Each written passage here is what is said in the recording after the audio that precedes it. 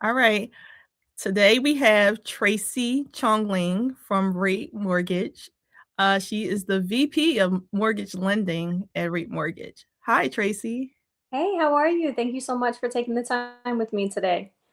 Absolutely. I'm so happy that you agreed to come on. I wanted to talk to you and get some, like, just pick your brain about some things. Okay, so let's jump right into it. So right now, the market has changed a lot again, with the interest rates and everything like that. So what would you give? What kind of suggestions or advice would you give buyers or potential buyers out there? So you're correct about change, right? The only constant in this industry is change. And for me, the biggest piece of advice is to select a team, and by team, I mean real estate agent and lender that you're comfortable with, right? Make sure that it's a team that you have full trust and confidence in and stick with them.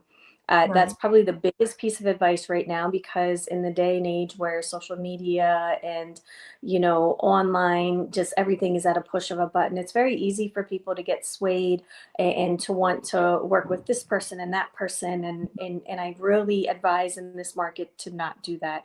The reason for that is because the team you select, your lender and your real estate agent, they're your biggest advocates, right? They're the ones that are putting the trust in the seller and the listing agent, rather, putting the trust in us to make sure that this buyer and this offer is sound, secure, strong, and all of the great things. So that would be my first piece of advice. Um, my second piece of advice, take the step and reach out. One thing that I found is fear is the biggest thing that prevents us all from moving forward, right? And I hear it all the time. I hear families that tell me I should have started this process years ago. I've Mhm. been thinking about this for sometimes 5, 10 plus years. Right. Just getting over the initial fear, right? And it kind of goes back to the team that you're working with. You should not in any way, shape, or form feel any type of fear of judgment or how someone might perceive you and your financial situation. So that shouldn't be a hindrance. The biggest thing right now is to actually take that step and to reach out. So that would be one of my biggest pieces of advice right now. Don't let yourself, hold yourself back, essentially. And then listen to the advice that you're given. Mhm. Listen to the plans that are laid out for you, right? Stick to your goals and make sure that you have patience. This market is ever changing. I've been doing mortgages in one capacity or another for over 15 years. And one thing that I can say, the past couple years have been probably some of the most challenging, right? And patience is a big key in this because the days of submitting one offer and getting it accepted right away, Right. it's not in every market happening, right? So now we're seeing multiple offers in some situations still. A property still in some markets going over ask price. So it can make people really kind of jaded a little bit about it. So I say have patience. Just understand that timing is everything, and what's due to you will come in due time. So just trust the process and put your best foot forward, right? This in many markets is not the time to unfortunately, wait. If you find a property and you love it and you've been pre-approved and you can afford it and you feel comfortable, waiting a couple days could be the difference between getting that house and not getting that house. So a Yeah. couple pieces of advice. I know you said what's your biggest piece, all of that. No, no, that's great because it's not one single piece of advice, honestly. Is there are several things that goes into that because like you said, people have fear, they need to have patience, they need to also believe in the team that they select. And so even with that, like how would one really know that they selected a great team? Like what do you think are attributes of a good team?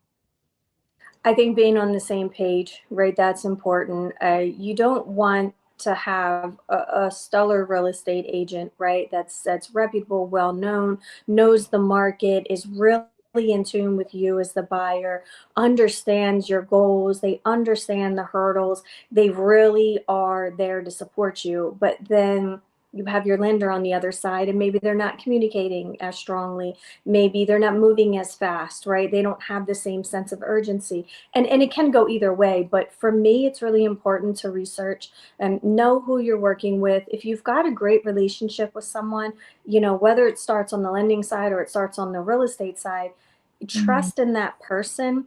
And if Mhm. something doesn't feel right, speak up, Right. right? Because there's a lot of great things that people do, but then there's a lot of things that, unfortunately, I see come to me and, get thrown on my plate sometimes a week before closing that got missed by another lender, right? And a lot of times the families will say, hey, I was working with this person for all these months and I Right. kind of knew something didn't seem right. They didn't feel like they were actually all in for me. They didn't make me feel like I was a priority. And we see that a lot. So I would say the attributes are really just going to be, one, foundation is trust, right? Really getting to know that person, making sure they're reputable, they're knowledgeable, and Mhm. feeling safe with them, feeling like you can actually reach out and get a response. That's huge. Mhm. So I would say those are probably all the biggest things. But your team is really going to bat for you. Once you select that team, I can't preach it enough. Unless there's something that really isn't sitting right, something that really isn't fitting for you, bouncing around is not always the best option. So I would No, stick with, yeah, yeah, I wholeheartedly agree with that. Like bouncing around is never the best option. Like don't even commit if you're uncertain, I would say. You know what I mean? My advice would be if you feel any type of uncertainty, don't commit to, that team. Continue your search, but don't bounce around. So absolutely. also a lot of clients, have the fear that their credit is not worthy, like they don't have the right credit score. Can you expound on that a little bit? Like with the lending portion, how, detrimental can that be to them? I can. So I'll tell you a little bit about why I'm so passionate about what I do and why I'm so passionate about the credit space. So growing up, I came from a family that financial literacy was not taught to us. Mhm. We as kids knew when we had it and when we didn't have things, right? So we could kind of Mhm. see the differences in income levels as we were brought up. But one thing we did not ever get into is finances, right? And Mhm. good, bad, or indifferent. A lot of families have that. Mhm. And coming out of high school, the first thing that I wanted to do naturally was be on my own, get credit cards. The world opened up at 18 and there's all these great offers coming in. Wait, I can buy something now and Right, not have to pay for it right now. right. So that was an exciting time, but it Mhm. also put me into a lot of trouble, right? And I Mhm. didn't know about credit. So all I knew is my score dropped, I was late on things, just a whole mess. Mhm. And I had to dig myself out, and I didn't know how to dig myself out. And that's when I really started to realize the credit in the financial system is not necessarily set up.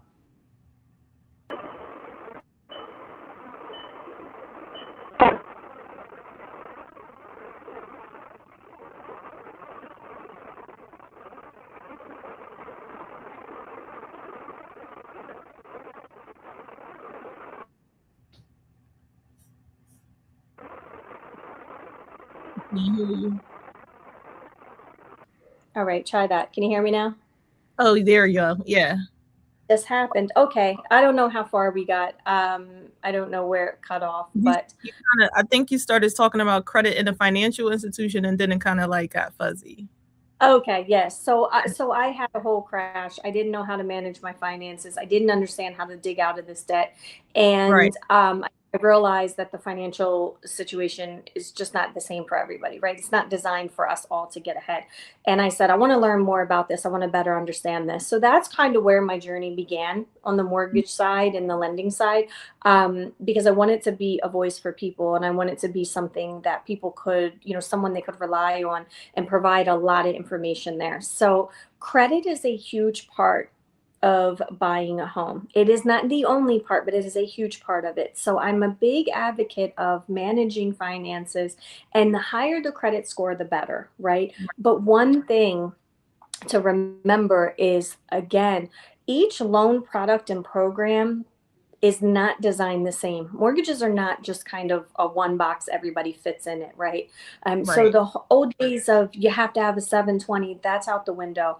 There's so many programs and products that are geared towards those individuals that, have credit challenges. We all have life events, stuff happens. So even if you're in the 400s all the way up, I still encourage you to reach out, right? A good lender, I like to think of myself as a good lender, but a good lender is going to help you get into position to purchase a home, right? Don't be afraid of that. Take that help, right? Get that kind of map of where you can get your credit score increased to. There's loan programs that go down in the 500s for credit score, right? There's other attributes that go along with it, but they're out there. So don't let credit just be that deterrent. Don't just think, oh, somebody's going to judge me. They're just going to tell me, I am not ready yet and send me on my way. Again, a good, strong lender should be telling you what to do to get that score increased. The higher, the better. But, there's programs out there, even down payment assistance programs in some states that go down to a 620 credit score. So Right. Right. options out. Yeah, definitely. No, that's so important that you say that because I think that people get into that mindset where it's like this cookie cutter like criteria where you if you don't fit into the 700s or your score is, less than perfect, then you won't be able to qualify. And I'm glad you said that with a good lender, then they can create a plan to help you get out of that or actually improve that, not get out of it, but improve your credit worthiness and help you to learn how to improve it, give you some steps towards that. So I think that's important too. I think that when people think of the mortgage portion, I think they don't realize how accessible you guys are, and so that's one reason why I have started interviewing lenders is because I didn't really know how accessible my lender was. Like Mm. I mean, your agent, you see and talk to frequently, almost probably daily, depending on the situation. However, your lender, like you kind of just talk to when they're requesting documentation or, they need some more information from you. But I don't think people understand that you guys are really accessible to them. Like they can call you up and say, hey, what can I do? Or how should I, approach this? Or what kind of plan should I put in place to rectify the situation? Yeah, I think you hit the nail on the head. So, accessibility is a huge part of what we do in the Mhm. day to day. And again, it goes back to that trust, but it is really important for, those families to have someone that they can reach out to because I always say, no question is a dumb question. And I hate that old school saying, but the reality of it is, right now, anybody can go online and get an answer, right? Is it always the right answer? Not necessarily, right? So you could have families out there or potential home buyers that don't feel like they're able to reach out to their lender and they don't ask the question. They don't get the information and they miss something, right? Yes. They lose out on a program that maybe, could have been a great fit for them because they didn't feel like their lender was accessible or that they could ask that question. So I agree Yeah, with you. The lenders should be very accessible, should be able to be basically a strong tool in your toolbox, right? Our absolutely. job is to support you guys out there, but more so, our job is to educate Yes. and provide the financing. But even beyond that, it's a relationship. And the relationship is one that I look to maintain because, I've gone through being in this business as long as I have. I've gone through the financial crisis. I've gone through the housing, market crash. And it's not a fun one. There's nothing worse than having a family in a home and knowing that, a few years down the road, they lost that home, right? It doesn't Yeah. always fall shoulders of the lender, but there could possibly sometimes be things that fell through the cracks that a lender didn't know, could have been, key points that were dropped during conversations that may or may not have been had. So, I try really hard to make sure that I'm asking really good questions, but always reiterating, I'm here. Here. Check-ins weekly, daily, whatever that might look like for that particular family, but it's huge. I agree with you. Yeah, and those are lenders that I kinda, like, try to make sure I build even stronger relationships with when I see that they are reaching out, that they are making themselves accessible to the clients because that is so important, more so than me saying, "Oh, you can call them."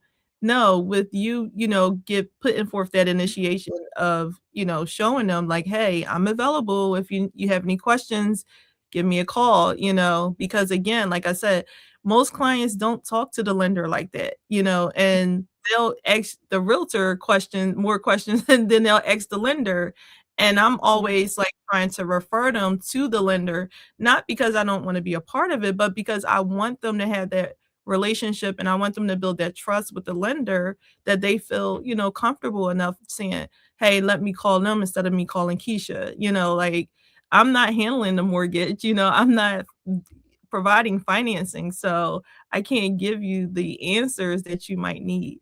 And so that's why I like working with certain lenders because I know that they have that type of personality. I know that they have that dedication to the clients. absolutely. Nope, that's the right way to be. And, Yeah, again, we're an extension of each other, right? So, absolutely. we're going to cross paths, we're going to wear multiple hats.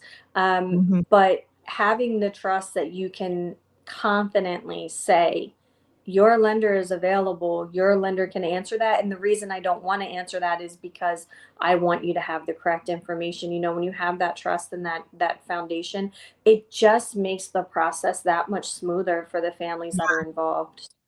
Yeah. Yes, absolutely.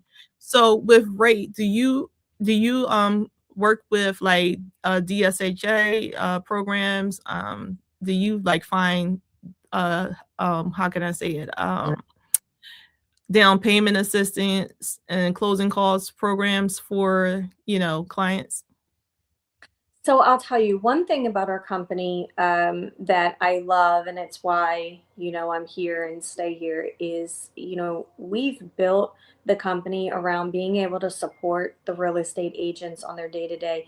And by supporting, I mean giving you the confidence to be able to say yes more to buyers in all situations, right? So first time home buyers, repeat home buyers, investors, home buyers that don't fit the traditional financing mold, right? We have non-traditional programs. We've got, investment DSCR programs. We have ARM programs. We're the number one jumbo lender in the country. We're a huge company, and down payment assistance, kind of to your point, that's something that, we participate with all 50 states. And it's something that we pride ourselves on because you're going to get the same experience whether you're buying a $50,000 condo, let's just say, all the way up to a $5 million beach property, right? It's going to be the same, and you can count on that, and you can also, breathe easy knowing that we're going to have a program to put somebody in for all different situations. If we can't find it, it's probably slim pickings out there, but Yeah, it's it's odd to say this, but I've been doing it so long that if I can't make it work, I'll try to help you find somebody that can, because it's a very rare situation where, we don't have something or we can't find a home for someone. yeah. But I usually have good relationships with other lenders in and around the industry and the business. So, that's important too. And being able to say, hey, I can't take that single wide mobile home that's on wheels on, a lot rent. We don't do that, but I know who can. I know which lenders to go to, exactly who to call. So we really do it all. And that's something that the company has really, built itself around. And we've come to become really trusted in the space because of that. That's awesome. That's awesome to hear that even if you can't do it, that you would refer them to someone that could, because Yeah. that's also important, that you are willing to say, "Okay, I couldn't help you, but I know someone who can," because some people can't acknowledge that and don't wanna say, "I can't help you," Mhm. and don't wanna send you somewhere else when that's in your best interest. So, I think we all have that duty to the clients to, do this in their best interest. And that's reassuring to hear. What would you say sets rate apart from the rest of the lenders? I would say from a company standpoint, kind of everything I just touched on, right? Just having the technology, having the speed. I mean, we're closing sometimes in a few days depending on product and program. But accessibility to the products and programs, being able to say yes as much as we can, but kind of just coming down one more peg, not just the company, but myself.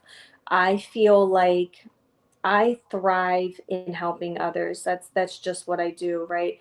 And it's, having a passion for what I do, but more so being relationship driven rather than transaction driven, right? And Yes. that's huge because I want to build relationships that are long standing, that are, built around trust, that, go far beyond just getting to the closing table.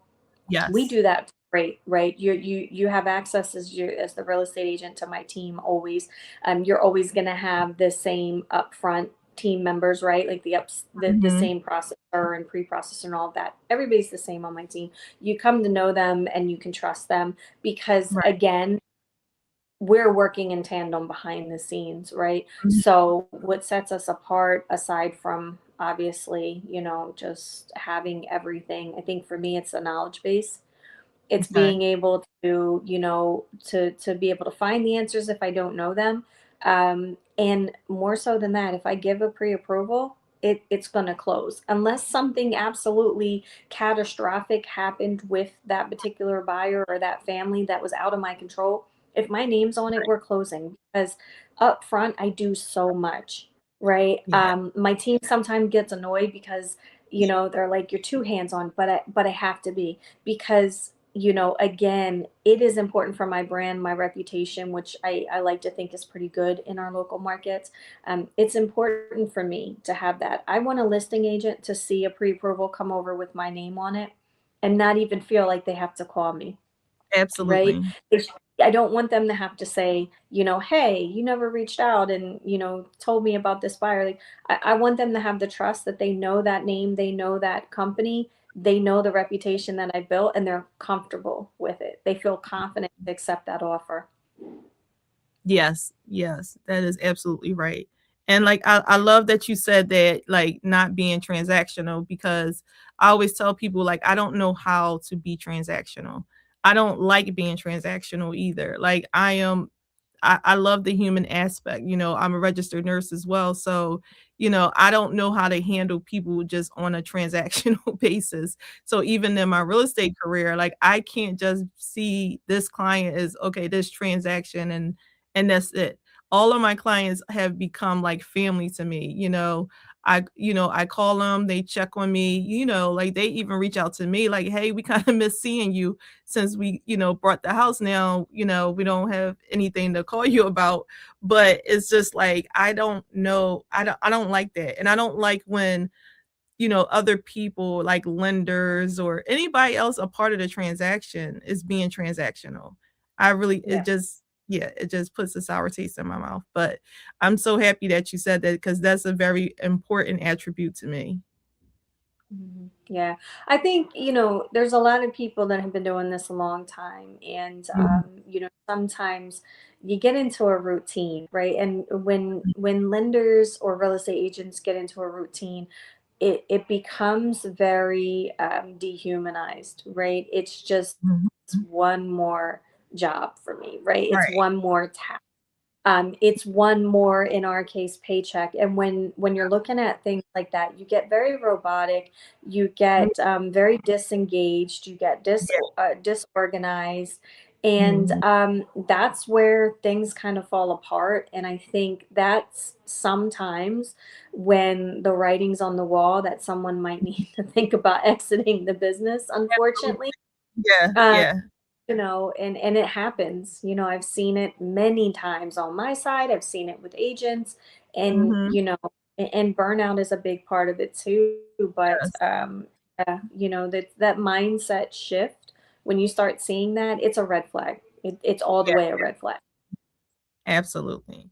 So what would you say to somebody who's like they're waiting for the rates to drop? Like I think people should buy when it's affordable to them. You know what I mean? Like if you have the money, if you've saved up, if you worked on your credit and you're in a comfortable spot where you can afford, do it. Like I don't think this whole waiting for the rate to drop. And it sometimes is mind-boggling to me because I never see people discussing this about their credit cards. I never see people really like discussing this about their car notes. Like I know so many people with, extremely high interest rates for almost everything else, but when you talk about buying a home, oh, now everybody's interest rate conscious. It's like, I've never heard you talk about an interest rate for anything else, It, and it's now exactly.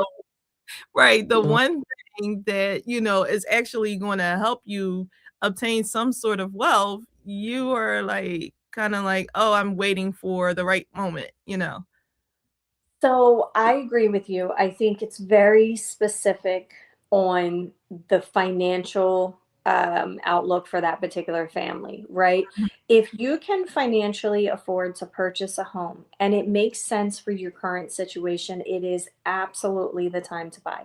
It is Right. very personal to that person. The waiting game, I'm going to tell you kind of what things I've seen, right? I'll give you some scenarios. So you're waiting for the rate to drop, as are hundreds, thousands, tens of thousands of other people, right? Everybody's waiting Yes. for the rate to drop. So, Mhm. what happens in the interim? So, we're sitting at rates that are pretty stable right now, right? Mhm.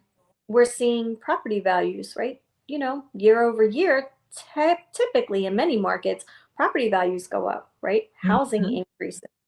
So the Mhm. same family that's sitting over here waiting on the rate to go down a little bit, their threshold where they were able to purchase is Yep. now changing because the housing market is going up, right? So Yep. your purchasing Mhm. power is coming down. So sometimes waiting can be more expensive because Oh, now you're buying a home that 3 years ago was 250 price tag. Now it's 275. Do you even qualify anymore? Right? mhm. I've seen this. I've seen this many times. I've seen families that end up waiting and it costs them more in the long run. It really Yep. does. But again, it all comes down to those initial conversations up front, those Mhm. initial conversations with your lender, right? Yeah. Understanding your particular budget, understanding your debt to income ratio, understanding what programs and products work best. Sometimes it's an option A, B, and C. Just having those resources helps Mhm. make a more uniform decision. Um, I never force anybody into buying. I don't ever try to, you know, put somebody into the mindset that they have to buy. But I would No. say 8 out of 10 times, if someone comes to me and can afford the property, it's typically the time to buy. Abs Realistic. It really Yeah. is.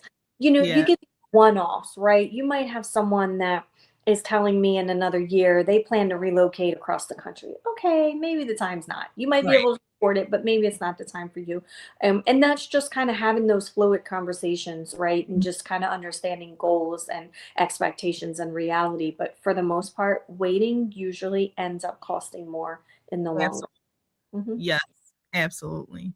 No, I'm glad that you said that because I mean, I'm hearing it way too often like that people are just waiting for this rate, this magical number that may never come back. I mean, like, Yeah, that was how many years ago now? Like, and it's unpredictable. It's like, okay, so you're gonna wait on something that may not ever happen? Like, right, no. right. And think about what it took for that rate to even become available, right? It was literally a pandemic.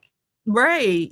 It was something that many of us in our lifetime have never seen and never want to see again, right? Exactly, It yes. it cost it cost people financially in ways that some of us, are fortunate enough not to understand. But there's many Yeah. families that lost their incomes, lost their jobs. There was small businesses that went under. Mhm. People lost their lives, right? And I'm not saying that's always going to be what drives interest rates down, but everybody keeps holding on to these COVID rates, COVID rates, COVID rates. But look at what it cost us to get those, right? You're absolutely Um, right.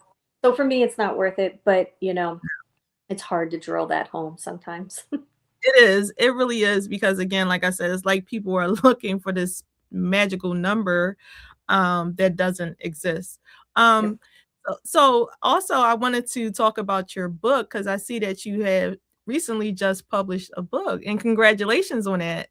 Thank you, thank you. So, writing's always been something that I've done. I've written articles for different publications. I'm a guest Mhm. author on Housing Wire, which is a national publication for both real estate and the mortgage industry. So, that's just something that I kind of dive into sometimes, whether it's a message I want to get across or I'm just stressed. And I don't feel like eating everything in the kitchen. I'll go to writing instead.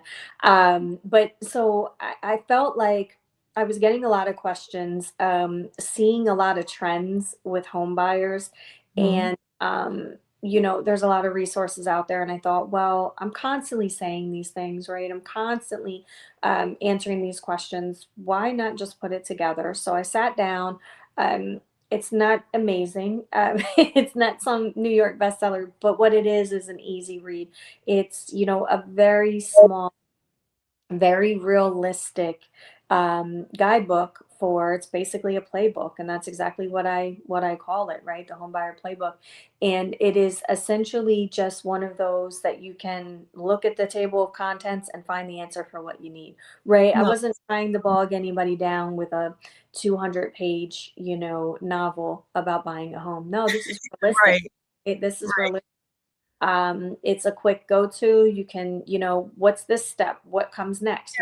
What does that mean? And it's very easy. And the feedback has been good, so that's good too. But I just kind of give it to the families that I speak to, and if I feel like it's something that's useful for them, they get a copy, and I just think it's good to have. And for me, it was therapeutic, so that's always a plus, I guess. No, but I think that's awesome, especially coming from a lender, like giving those tips and those that guide for reference for people because you know how it is. Sometimes you can think you're asking all the questions that you need to ask, and then as soon as you leave that person, you're like, "Oh my goodness, I forgot to ask them X, Y, and Z." Yep. And like you said, you find yourself saying the same thing over and over to buyers. And so that sounds like a great guide. Like, so where can people find it? It's on Amazon. It's on. Okay. I can And what's always the throw name of the. it? What's that? What's the name of it? Tell The us home what the name buy. of it is, Yeah, Tracy. it's literally the home buyer playbook, step by step guide from a mortgage lender. It's Okay. like I said, there's no fluff with it. Unfortunately, I guess fortunately and unfortunately, I didn't rely on AI. I know that would have been a great tool and probably cut down so much time, but I really want it to come from me. No, So absolutely. yeah, yeah, it is all me in all of my rants and raves, and authentic. It's authentic, just like I am. So That's the most important part. I think we're losing too much authenticity in this world right now with all the AI. You can't tell what's yeah, fake, what's real. It's like, yeah, no, I yeah, I still enjoy the authentic things yeah, that exist. yeah. Yep, Yes. absolutely. I'm old like that. So yeah, Yeah, me too. So, but thank you so much for taking time out to talk to us about, mortgages and just giving us valuable feedback and suggestions from a lender's aspect.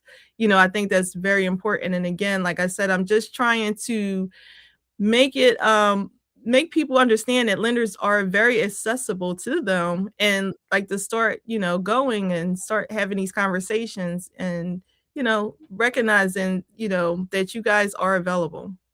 absolutely. No, I think you're doing a great job. It's been fun to watch you too. It Thank shows, yeah, it really shows that you're vested not only in the process, but you can Mhm. tell that the foundation of what you're trying to build this career off of is for people, right? You have a very human touch. I think that goes hand in hand with your other profession as well. Right. You have to, but it's been really good to see. So keep it up, and Thank you. I appreciate that so yeah, much. yeah, you're going to continue to do good things, no doubt. Oh, thank you so much. I appreciate you, Tracy. Yeah, of Well, course. if anybody wants to contact you, where can they find you? How can they You can reach? put Maybe we could put the link in the comments Okay. for my email, my phone number, only because obviously you can see the long last name. Yeah. The email's even longer. So maybe we could put a comment once this gets uploaded. Or just reach out to me, guys. If you want to talk to Tracy more, she is phenomenal. She is very patient. She is very accessible and down to earth and authentic is what I Yes. love. Yeah. So if you want to talk to her or if you need to talk to her or you have questions for her, please send me a DM, message me, whatever, email me, and I will get you her information right over. Thank you so much, Tracy. I appreciate you. Have a good one. All right, you too. Bye bye.